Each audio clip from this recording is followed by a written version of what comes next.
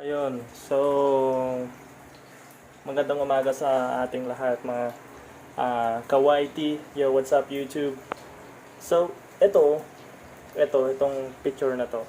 So, meron talaga silang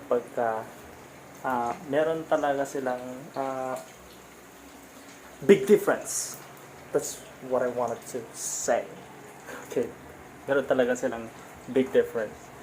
Si Rendon, di niya kilala si Michael B. Batikan na yan. Batikan na yan, guys.